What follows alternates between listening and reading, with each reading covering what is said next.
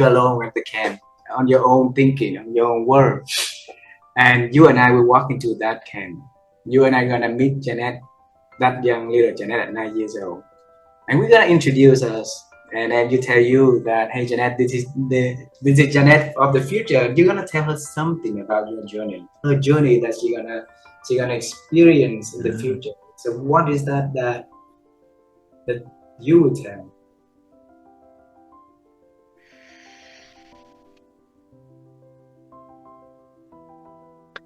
I think it's gratitude for that early moment that allowed me to live in the world, radiating a sense of unconditional self-love for others to embrace. And then I left that legacy. From your hometown to the UK, the moment you landed up, and get out of the airport, Pinky now gonna stop that young Pinky and tell her what she needs to do.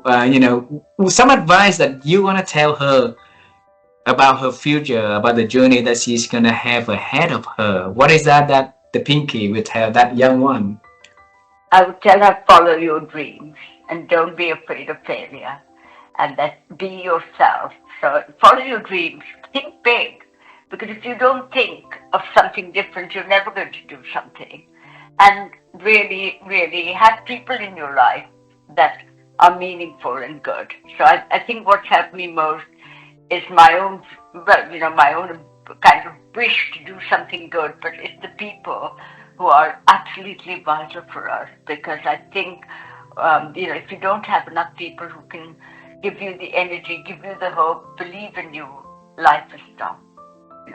So I think, a lot of people have women's network, men. I'm very lucky. I have enough men and women in my life who inspire me. So people say, a lot of people, I'm very sad to hear this, but in the last week, 3 people have emailed me to say there's misogyny in the companies they work, where the men ignore them. And one woman who's in construction, who was 23, said somebody who's younger than her and not qualified was being paid 30% more than her. And she said she's not, the men have their own little cliques and they go out together for the pub and they go for what. She said the women, a lot of them feel very marginalized. So that's going to happen in people's life, but find something that you can find people who will help you on that journey. So when you have that minute, you want to still believe. You don't want to give up and be depressed and, leave that. Just carry on, because you never know. I'll say this with my age, you never know which door will open. Sometimes it's the most unlikely one.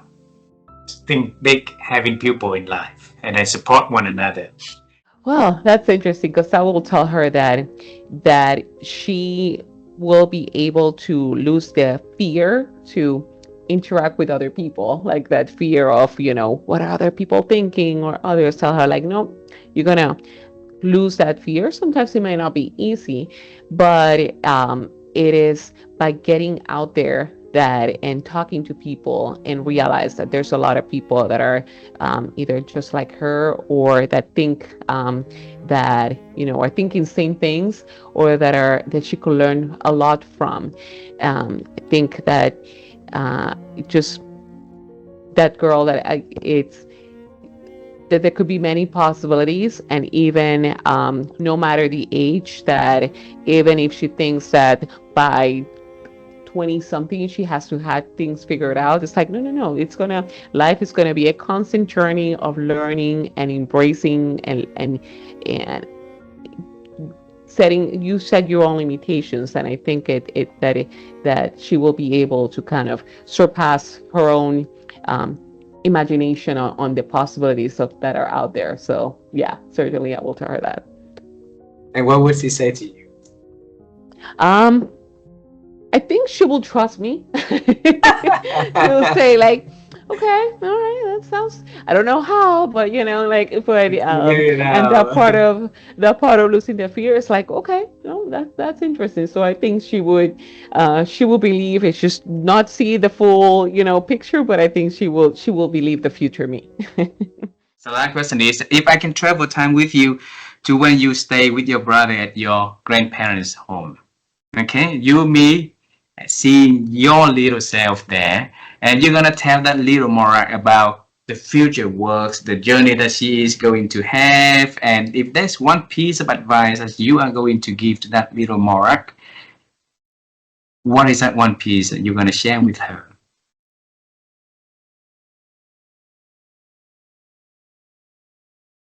Well, heck, you're going to make me cry. The advice is, it's going to be all right. And that question reminded me of a day when I was writing The Future-Proof Workplace, and I was on my way to meet Dr. Linda Sharkey, my co-author. And before I'd left, Matthew, my middle son, had a conversation with me where he was worried about messing it up. And I said, what? And he goes, life. And I remember sitting there at the airport, and so, you know, I'm in my 40s probably at this point. Yeah, it must have been mid to late 40s. So not fresh out the box little girl living at my grandparents' house. But I remember sitting there thinking, oh my God, can I really write this book? Dr. Linda Sharkey, she's a big deal. She ran leadership development with Jack Welch at Crotonville. And then I got to the day with Linda as we outlined the book, and there she is. She's 20 years ahead of me in her career. And at the end of the day, she goes, do you think it'll be any good? So that's why going back to the little me and saying it's going to be all right, you can't mess this up, is so important, because we're all carrying the what ifs. And much like you said, the leaders who are saying, what if I'd written my book? You know what? Write your book. Do it. Half do it, but do it. Because we've got nothing to lose other than, you know what? I don't want to write another book, or I don't want to finish the book. Great, you started. I don't want to move to America. What if I move and it goes wrong? I had the adventure. Take the risk. You get one life. Live it all in, all on. And I'm still learning to do it. But that's the advice I wish I'd known sooner. Take more informed risk. Go faster. Be bolder. Seize the moment. That's the advice for that little girl who's trying to colour within the lines. Go with me onto that bus. The bus that 7 years old Ulla, and you know, say goodbye to mom, and then went to then, you know, hop into that bus and get into the audition.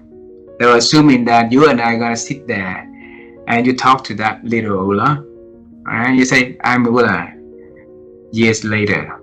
And this is the message that I'm telling you about our world in the future, the work we are doing. If there's one advice or one thing that you want to tell her, what would that message be?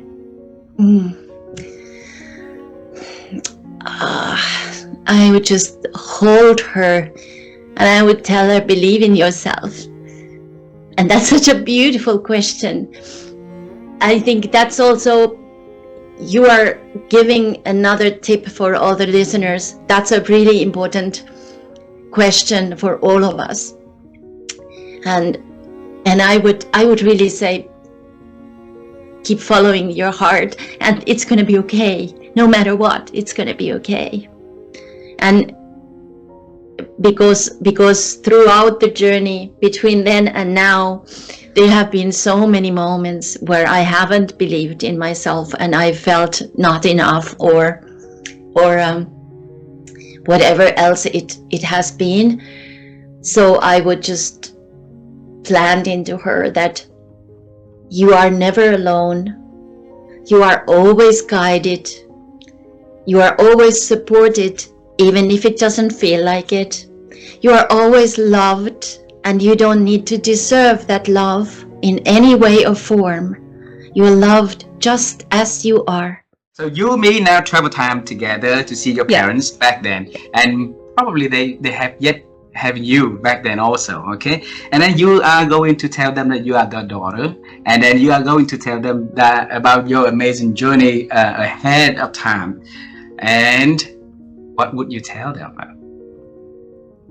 That's such a powerful question. I get emotional even thinking about it. And I would simply say, thank you.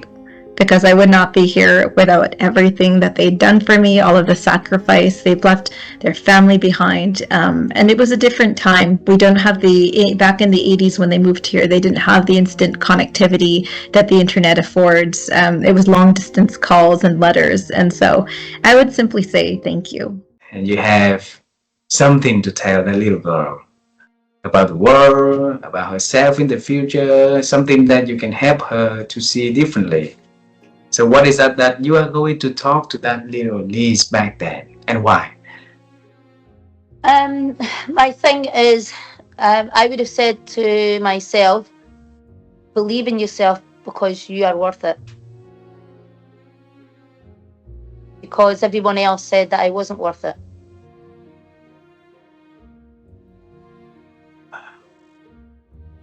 And imagine if she understood what will she say to you.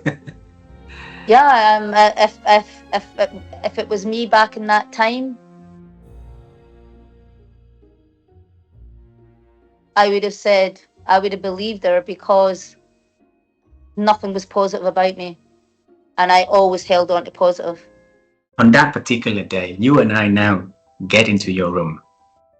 Okay, and you're gonna tell that young Fyiona about her future, some piece of wisdom that you want to share with her about the journey that she's gonna have ahead. What is that now Fyiona is gonna tell then Fyiona? Wow, there's so much that I would want to share with her. And I think most importantly, I want to share with her that she's enough. She is an amazing person going through tough times, being bullied in school, but that is not a reflection about her as a being. And to embrace even the tough times, because from all these adversities and challenges, this is how she will grow. And with this lived experiences that she will share with others, she's able to also help others feel that they're not alone. Mm-hmm. And I think it's just embracing self-love. This is something that a lot of us probably don't really have. You know, we always feel that we're not good enough, we need to do more. And I think I would just tell her, you're great who you are right now, and just believe in yourself and love yourself, because you will make such a huge difference in a lot of people's lives. Wow.